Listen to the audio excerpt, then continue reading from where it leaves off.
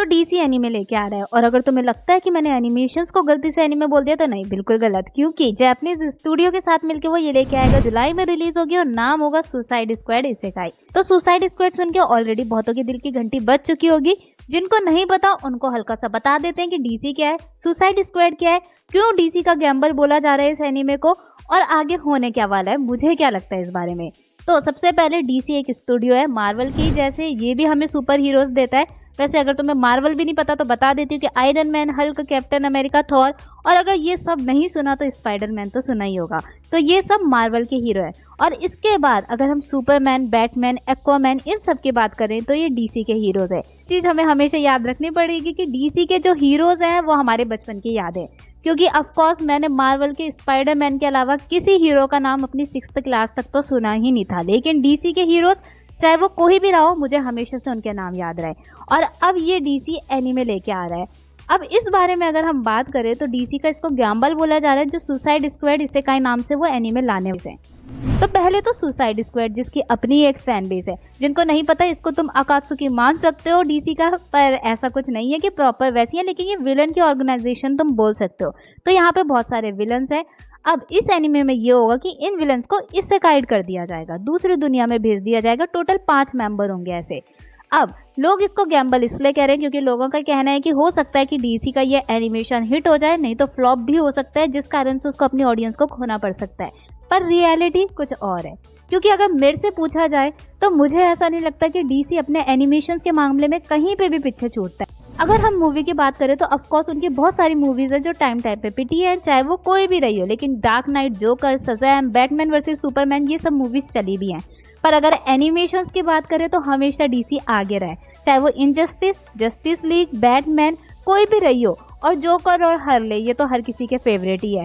Joker का नाम तो हर किसी को पसंद है, और यही बहुत बड़ा क्वेश्चन है कि क्या इसमें जोकर देखने को मिलेगा। तो पर्सनली मेरे हिसाब से, मैंने कॉमिक पढ़ी नहीं है, लेकिन इसमें जोकर नहीं होने वाला, क्योंकि जो 5 कैरेक्टर्स इसेकाइड होंगे उनमें जोकर कहीं नहीं है। ऑफ कोर्स हार्ले क्विन तुम सबको दिखेगी, और मुझे भी ये लगता है कि एनीमे से ज़्यादा खूबसूरत हार्ले क्विन कहीं और दिख ही नहीं सकती। इतनी खूबसूरत मूवी में भी नहीं थी। तो मूवी में तुम्हारी क्रश रही हो या ना रही हो, लेकिन यहाँ पे तुम्हारी वेफू ज़रूर बनने वाली है। इस स्टूडियो का नाम तो सबसे पहले सुन लो कि इसको लाने वाला है विट स्टूडियो।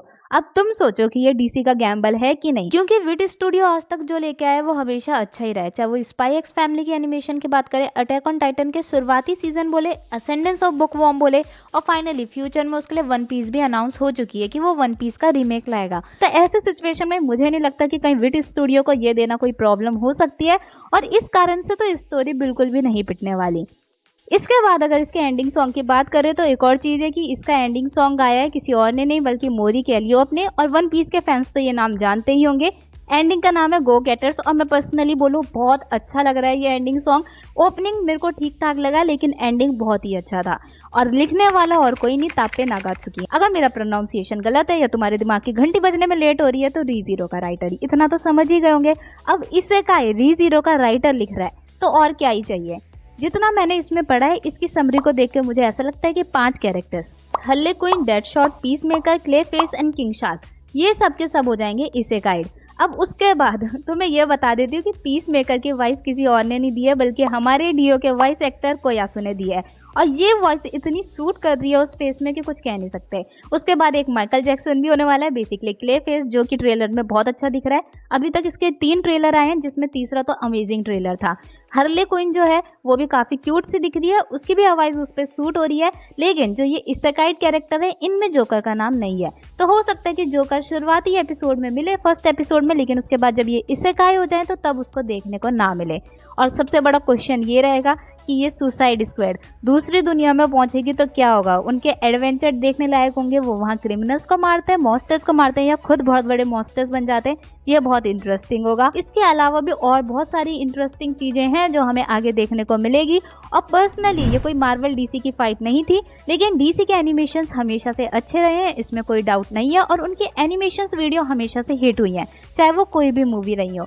अब तुम ये बताओ कि ये डीसी का गैम्बल है कि नहीं, मुझे ही लगता है कि एक नई ऑडियंस को अपने तरफ खींच के जरूर लाएगा, जिन्होंने अभी तक सिर्फ जापानीज एनिमेशन देखे और बाकी नहीं देखे। लेकिन जो ऑलरेडी डीसी के फैंस हैं, जिन्होंने आज तक उनकी हर एक एनिमेटेड मूवी देखी है, उनके लिए तो ये एडिशनल सीरीज होने वाली है जिसको वो एंजॉय कर सकते हैं। बाकी तुम्हारे जो भी व्यूज होंगे तुम नीचे कमेंट सेक्शन में लिख सकते हो। ये कोई डिबेट की वीडियो नहीं है, तुम फ्रीली जो चाहो लिखो। अब मिलते हैं नेक्स्ट वीडियो में। अगर वीडियो पसंद आई हो तो लाइक कर दो और शेयर कर दो अपने सारे फ्रेंड्स के साथ। बाकी तो सब्सक्राइब करना हमेशा तुम पे ही रहेगा।